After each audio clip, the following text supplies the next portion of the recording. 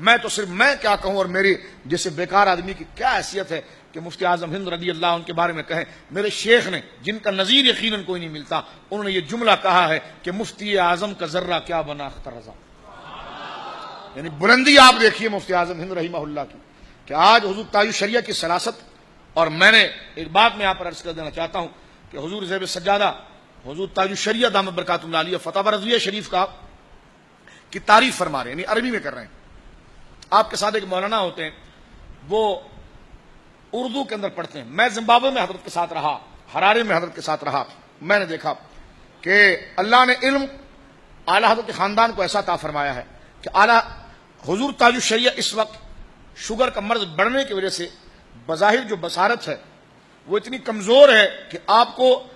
کاغذ کے اوپر لکھی ہوئی عبارت نظر نہیں آتی. عبارت نظر اعلیٰ حضرت فاضل بریلوی کی کہ پورا ایک پیراگراف اردو میں مولانا پڑھتے ہیں. میں کہتا ہوں کسی مفتی کو آپ بٹھائیں, اس کے سامنے اردو میں ایک دفعہ فتح رضویہ کا پیراگراف پڑھیں, اس کو کہیں یہی اردو دوبارہ سنا دو,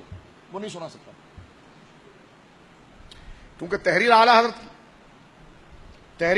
کی اردو میں ہی ہے. ایک پیراگراف یعنی 2-4 لائنیں اگر کسی بہت بڑے عالم کے سامنے بھی پڑھ دی جائے فتح رضویہ کی ایک مسئلے کے جواب میں, اور پھر کتاب سامنے رکھے کہ آپ پڑھیے ذرا ہو بہو ویسی, تو میں کہتا ہوں کہ بہت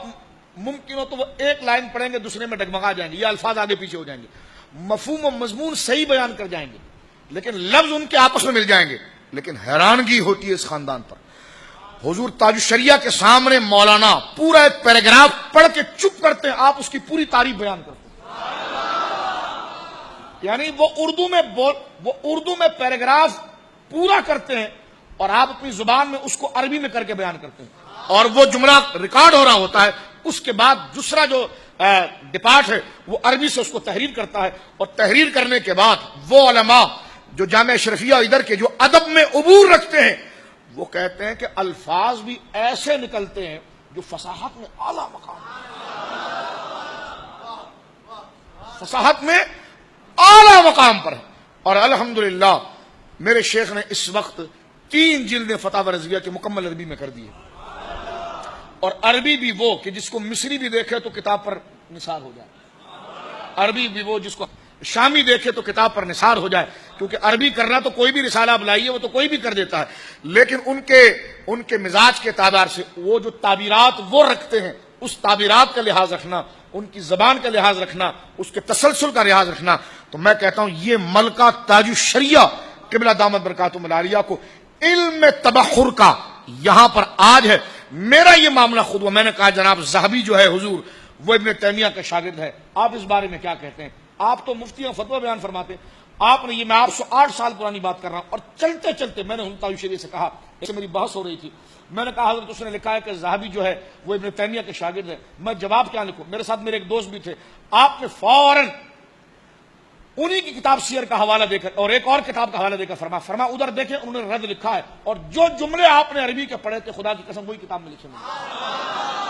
اور یہ اہتمام کے ساتھ نہیں, یہ چلتے چلتے یہ. تو اب آپ اندازہ لگائیے کہ اس خاندان پر اللہ رب العالمین جل وعلا نے کیسا فضل رکھا ہے, اور جس شخصیت کا آج کوئی نظیر نہیں, میں کہتا ہوں تاج الشریعہ کی نظیر نہیں کوئی, نہ تقوی میں کوئی نظیر ہے نہ علم میں کوئی. جب ان سے پوچھا گیا کہ حضور آپ جانشین ہیں مفتی اعظم ہند کے, آپ کو کرسی ملی ہے, آپ کو ان کی طرف سے قضا کی اجازت ملی ہے, آپ ان کے نائب فتوے میں, آپ نے مفتی اعظم ہند کو کیسے پایا؟ تو اس وقت کا اتنا بڑا امام وہ یہ کہہ کر خاموش ہوتے ہیں کہ جناب مفتی اعظم کا ذرہ کیا بنا اختر رضا.